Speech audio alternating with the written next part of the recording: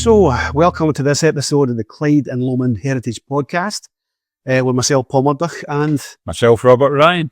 And we are going to talk about, well, some people call him General Wade, others call him Field Marshal, whatever he was. He's a potent man who built a lot of roads in Scotland.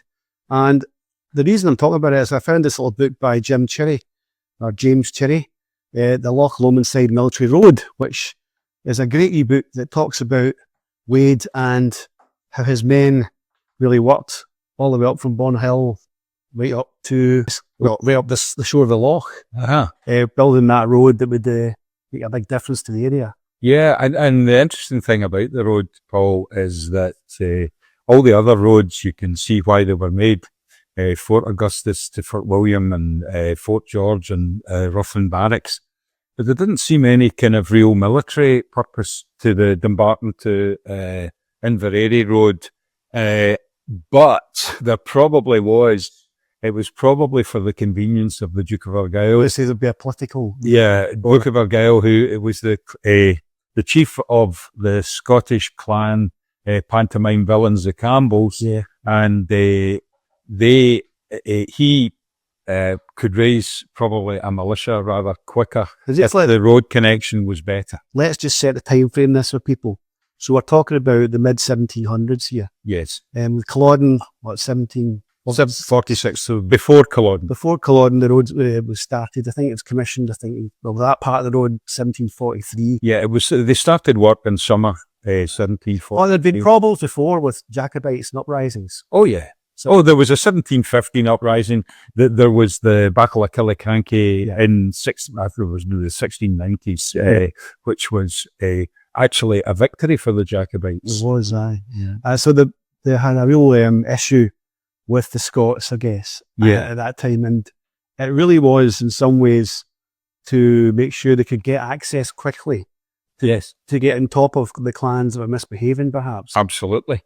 But the interesting thing about Field Marshal Wade, I don't know if you know that he's the only person who's named in the British national anthem. Right. Because a little used verse. I probably haven't got to that verse. Well, there's a little used verse. I don't think it's even used in polite society nowadays, but they used to sing the national anthem at the end of theatre shows in London. Right. And this one they used to sing really loud. Really? Lord grant, to the tune of God Save the King, Lord grant that Marshal Wade may by thy mighty aid victory bring. May he sedition hush and like a torrent rush, rebellious Scots to crush. God save the King. Well, I remember Billy Connolly reading that out and said, "Oh, do you bloody think so?" And so the verse was obviously true. The sentiment definitely was to keep on top of these people. That's right. But every cloud has a silver lining. And like the Loch Shore Road follows a lot of the original Wade Road. Yeah, well, some of it the original route, and if it's not the original route, those of us that frequent that part of the world know that there's a pedestrian and cycle path down there, and that's the original Wade Road. And if you get to Inverberg, you can see one of the bridges Wade actually built as well, just behind Inverberg, the hotel there. That's right.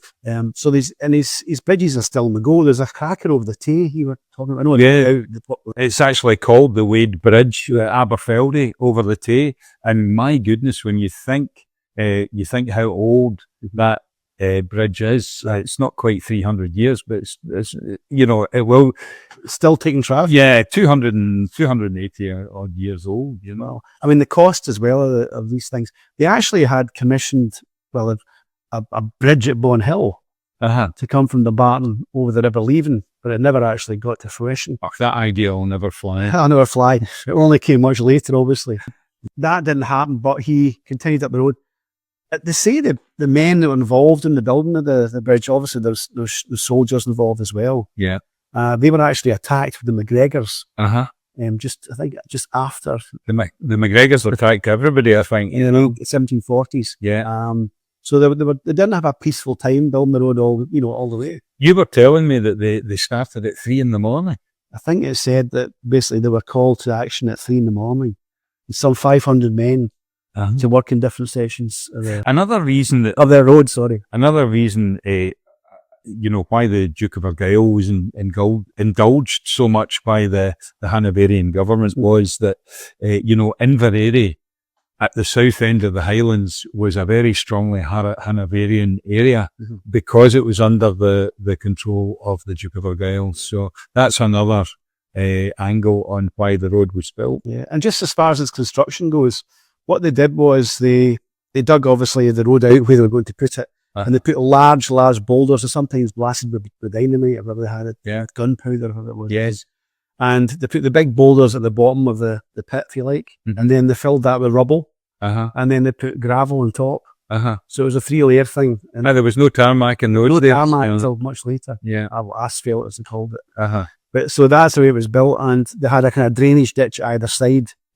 So that's the kind of, and it's 16 feet wide in most places, but as narrow as 9 feet in some places as well. Still pretty wide for when you think on those days. Yeah. Completion was achieved in 1749, so 3 years after Culloden. Yeah. They got their act together and they made sure that the road was complete. And just looking at costs again here, we're talking about the 44 miles from Dumbarton to the summit of the Rest and Be Thankful, which they reached in 1748.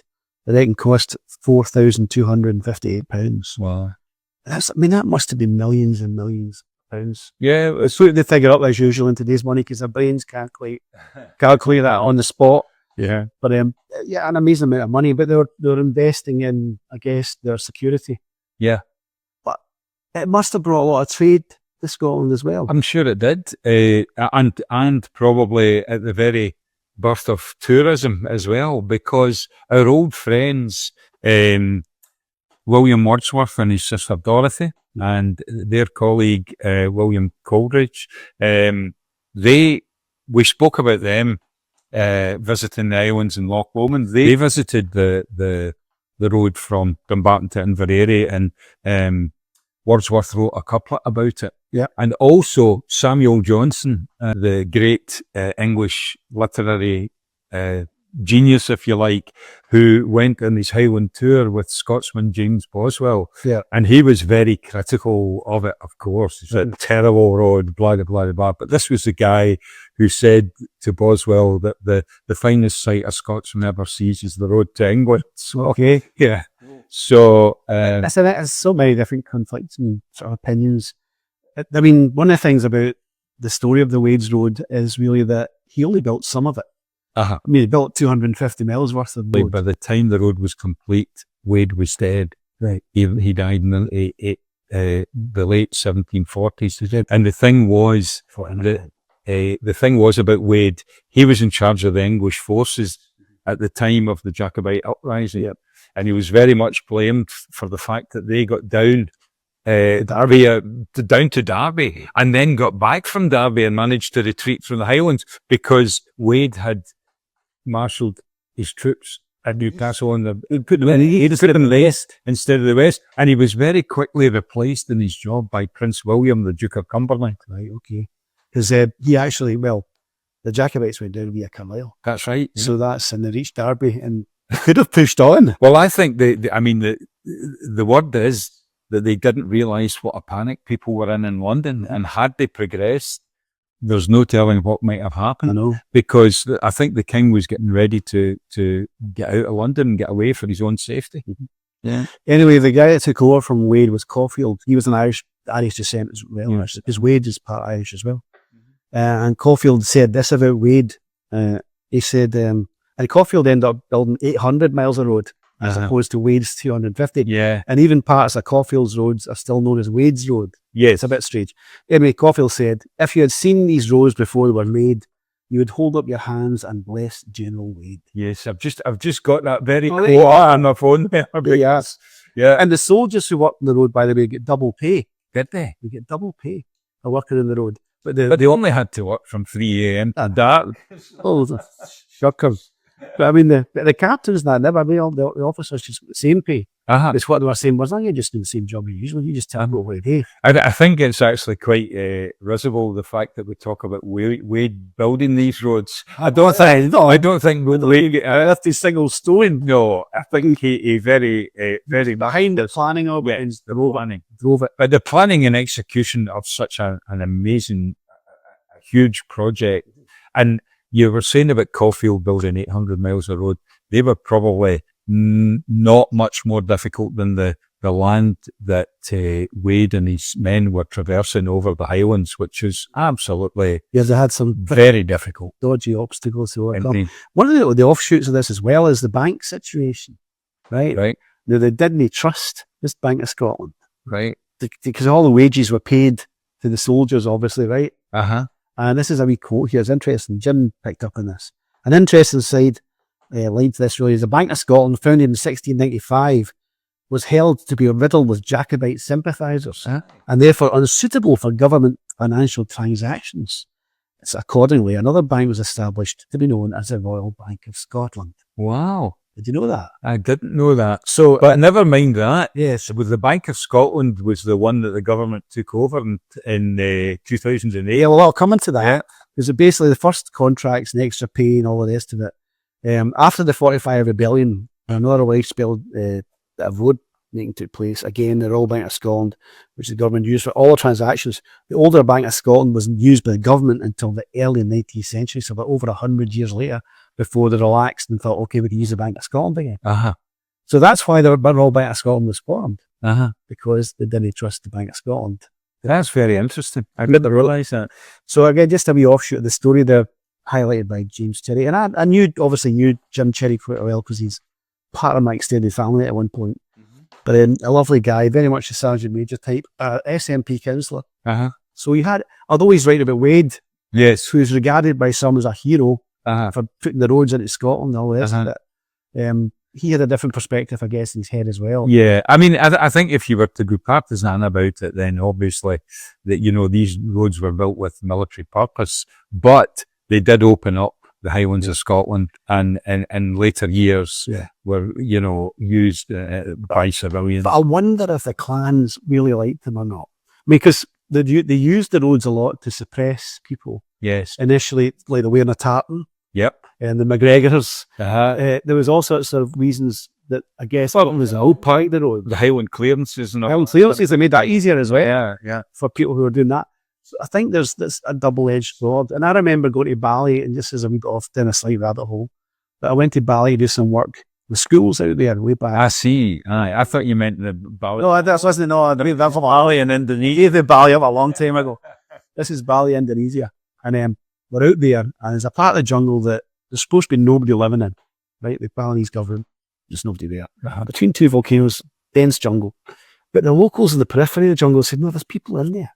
Wow. Right? So there was this engineer who I met, and he retired with quite a wealthy man, and he cut roads through the jungle to see if there were people there, and they found, 11,000 people, I think it was, in 19 different tribes. They'd come from Java 800 years previously and basically holed up in the jungle. Wow. And they'd be left kind of undisturbed to a major extent.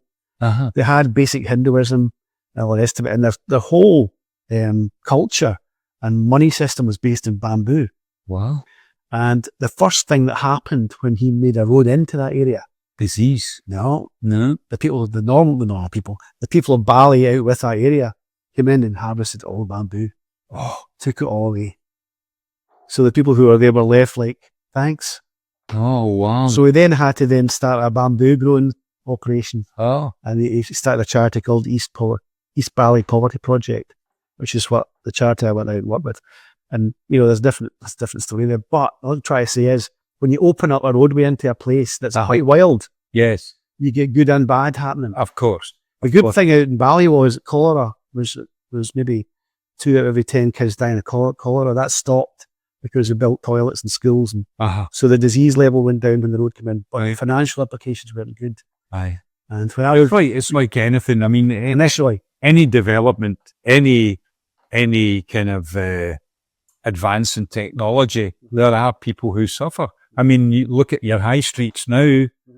It's because of the internet, you know. Because of the big out-town superstore as well. And so there were definitely consequences of Wade's. But his initial purpose was military, but the reaching out of that in subsequent years was that it opened up the Highland. Of course it did, and to tourism now as well. Yeah. And we've used many of these roads. We probably still do in some places I mean, the ones who talk about the rest and be thankful. Yeah, because that's A83. And that's one of his roads. The A83. The old road that goes through the rest and be thankful. Exactly. But you notice that any time there's a rock fall on the A83, what do they use? They use Wade's Old Military Road. Yeah. Now, if that is such a good route, why don't they build a road? There's probably an argument for that. And of course, the rest and be thankful gets its name. How did it get its name? Well, yes, I was just remarking upon that. So in 1768, the 93rd Regiment of the Sutherland Highlanders did some maintenance on the road because obviously it had been in use for 19 years. Mm-hmm. And then a further bit of maintenance was done in 1803 to 1814, and a stone was placed at what's now the car park up there. Put a picture of the stone up. Yeah, we'll put a picture of the stone up. And they erected this stone, which was in memory of that 93rd Regiment in 1768. Mm-hmm. And that was the first time that the words rest and be thankful were used. It says it in the top of the stones, doesn't it? It does. It's in a wee arch. Rest and be thankful. Yeah. And that's how apparently that area got its name. Yep. Yeah. Well, the actual place, that car park, is the rest and be thankful. That's all. A lot of people talk about Glen Crow being the rest and be thankful, but that's separate. I mean, that's Glen Crow. Mm-hmm. And it's when you get to the top that that is the rest and be thankful. And Wade himself, just going back to his earlier days, was quite a military man. I mean, he joined quite early on and rose around through. He was an MP. He was at one. He was a military man. He was quite brilliant as a military man. Fought in Flanders. Yeah, they did a lot of work in Spain, commanding armies of 50,000 and things like that. I mean, absolutely incredible. Mm-hmm. But he was also a funder of the arts and things like that as well. He was an Anglo-Irish kind of minor noble, I think. Minor nobles. You'll spill yourself. Yeah. No, but I don't think he was aristocracy or anything like that. That's what I meant. You know, I got you. Well, listen, we'll probably wrap it there. I would say that it's worth if you can get a copy of this. I think probably the libraries will have a copy of this. Yeah, little book by Jim Chirrey, James Chirrey, as he's known officially. It's a lovely 85 pennies. It was. Yes. I think this was written kind of. I think it was late 70s. Okay. Early 80s. He wrote this. I remember it happening. I remember him being on the radio. Actually, he was in the Jimmy McGregor show. Remember Jimmy McGregor? Radio Scotland, aye. And that was a great show, and he was on that talking away. I remember tuning in to listen to him. So yeah, great guy, James and Jim Chirrey, and a great wee book and a nice wee insight into the area. Yeah. Until next time. And by the way, if you have any comments or anything you want to ask us or any subjects you want us to explore or any mistakes we've made, we'll probably have a few of those. Please leave your messages in the comments and we'll rectify stuff if we can, and we'll look into things where possible. Thanks very much. See you next time. Bye for now.